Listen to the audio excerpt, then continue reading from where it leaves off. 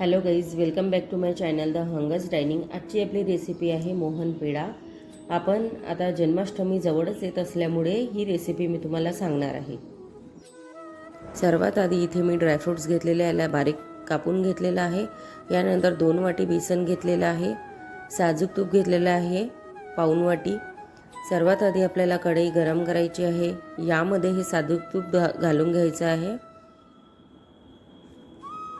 अगदी छान असं गरम झाल्यानंतरच आपल्याला हे तूप घालायचे आहे आणि अगदी परफेक्ट मेजरमेंट आहे।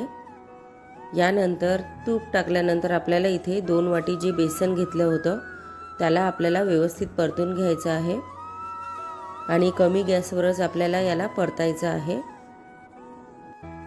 हे बेसन तुम्हाला मोठ्या गॅसवर न भाजता कमी गॅसवरच तुम्हाला भाजायचं आहे, नाहीतर बेसन जळून जाईल आणि पेढा आपला तयार व्यवस्थित होणार नाही।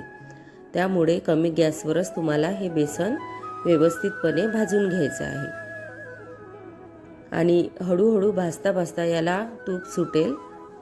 तूप सुटल्यानंतर बघू शकता तुम्ही या पद्धतीने बेसनाला तूप सुटत आलेलं आहे आणि अशाच पद्धतीने आपल्याला हे बेसन भाजून घ्यायचं आहे। बघू शकता तुम्ही टेक्स्चर कसं आलेलं आहे। या पद्धतीने बेसन भाजून झालेलं आहे। आता हळूवारपणे आपण 1-1, 2-2 चमचे इथे दूध घालणार आहे। हळूहळू टाकायचं आहे। साधारण मी इथे 3 टीस्पून दूध इथे घातलेलं आहे। याला परत आपल्याला व्यवस्थित मिक्स करून घ्यायचं आहे। बघू शकता तुम्ही या पद्धतीने पटापट आपल्याला मिक्स करायचं आहे आणि छान हे जे मिश्रण आहे बेसनाचं ते मोकळं होईल आणि आपला पेढा खुसखुशीत होईल। त्यामुळे तुम्ही हे बेसन याच पद्धतीने बांधा। आपलं हे बेसन अगदी रेडी झालेलं आहे। आता आपण थंड करण्यासाठी एका प्लेटमध्ये काढून घेणार आहे। एका ताटात किंवा एका बाउलमध्ये तुम्ही हे बेसन थंड करायला काढा। कारण यानंतर आपल्याला बाकीचे साहित्य यामध्ये टाकायचे आहे। यामध्ये मी ज्या वाटीने आपण बेसन घेतलं त्याच वाटीने आपल्याला बारीक साखर टाकायची आहे। बारीक साखर टाकल्यानंतर मी इथे वेलची पूड घातलेली आहे। यानंतर जे ड्रायफ्रूट्स आपण बारीक कट केलेले होते ते पण आपण यामध्ये घालणार आहे।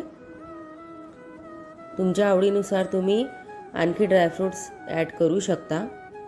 बघा या पद्धतीने मी साखर, जे ड्रायफ्रूट्स वगैरे वेलची पूड घातलेली आहे ती व्यवस्थित प्रकारे आपल्याला मिक्स करून घ्यायची आहे। मिक्स झाल्यानंतर आपल्याला एक छोट्या प्रकारची वाटी किंवा तुमच्याकडे काही साचा वगैरे असेल त्यामध्ये तुम्ही पहिले वाटीमध्ये थोडेसे ड्रायफ्रूट्स घालून हे मिश्रण घालून तुम्हाला व्यवस्थित हाताने प्रेस करायचं आहे आणि याचा पेढा बनवायचा आहे। थोडंसं तूप लावून घ्यायचं आधी, म्हणजे पेढा आपला अगदी व्यवस्थित बाहेर निघेल।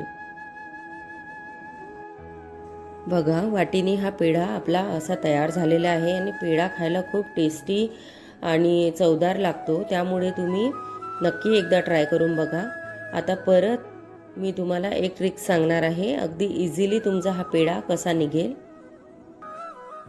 इथे तुम्ही बटर पेपर किंवा प्लास्टिक घेऊ शकता, त्याला स्क्वेअरमध्ये कट करून त्यावर सेम प्रोसेस करायची आहे। थोडेसे ड्रायफ्रूट्स वाटीमध्ये खाली टाकायचे आणि त्यावर हे पेढ्याचं सारण भरून व्यवस्थितपणे पॅक करायचं आहे आणि चारी साईडनी व्यवस्थित दाबून घ्यायचं आहे। बघू शकता म्हणजे काय होईल, आपला हा पेढा आहे ना खूप सोपी आणि इझिली बाहेर निघेल। कारण स्टीलच्या वाटीमध्ये सहसा लवकर पेढा निघत नाही। बघा त्यामुळे हा पेढा कसा लवकर निघालेला आहे। आता अशाच प्रकारे आपण प्लास्टिक ठेवून सर्व पेढे इथे तयार करून घेऊ। बघा एक एक करून आपण सर्व पेढे इथे तयार करून घेतलेले आहे आणि खूप छान आणि टेस्टी रेसिपी आहे। जन्माष्टमी जवळ येत आहे। श्रीकृष्णासाठी तुम्ही ही पेढ्याची रेसिपी नक्की घरी ट्राय करून बघा। ही रेसिपी तुम्हाला कशी वाटली मला कमेंट बॉक्समध्ये नक्की सांगा आणि माझ्या चॅनलला लाईक, शेअर आणि सबस्क्राईब नक्की करा। आता हा पेढा मी तुम्हाला तोडून दाखवणार आहे, किती सॉफ्ट झालेला आहे। हा पेढा बघून तुमच्या तोंडाला नक्कीच पाणी सुटलं असेल, म्हणून तुम्ही ही रेसिपी नक्कीच ट्राय करा.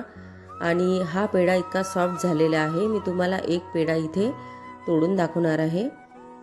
कलरही खूप सुंदर आलेला आहे. बघा किती सॉफ्ट झाला आहे.